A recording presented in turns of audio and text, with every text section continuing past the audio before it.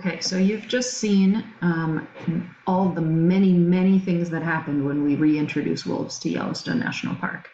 So it seems like we were just talking about the more connections you have, it seems like the wolf is connected to many things, right?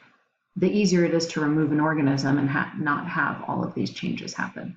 So what is it about the wolf? It turns out there are some species that are more crucial to an ecosystem than others. So what is it about the wolves that had such a large impact? Wolves are what we would call a keystone species. Keystone species are species which other species in an ecosystem largely depend, so that if it were removed, the ecosystem would change drastically. So there are different types, different kinds of examples of keystone species, but wolves are definitely one of them. So pause and write down this definition in your document. I want to give you some examples of keystone species. So often, like the wolf, top predators are often keystone species. For example, the tiger sharks control the population of sea turtles. Without the tiger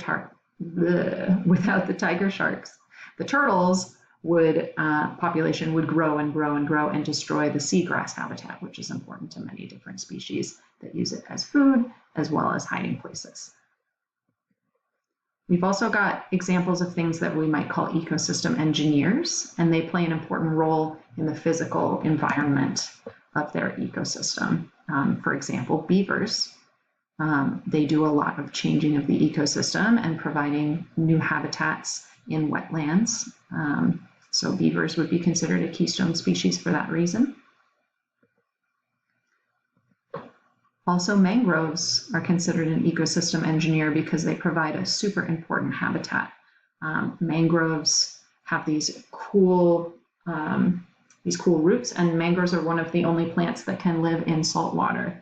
So they're often on the edges of oceans. And so they have a lot of different roles. As you can see here, they remove pollutants. A lot of fish, especially when they're babies, young fish hide in the protection of these mangrove roots. And their species would have a lot of issues if the mangroves disappeared. And mangroves even help prevent coastal erosion. So the physical sand, it keeps it in place with these roots as well. And another example are bees.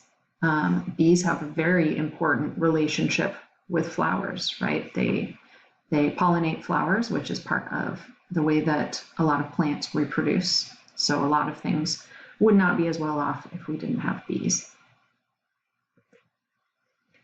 Okay, so that is it. There's now a link on your document to go answer just 4 quick questions on Khan Academy, but they are really very related to what we just did and will be a good check-in for you. You can see if you get those right or wrong and give you an idea of how well you understood this lesson.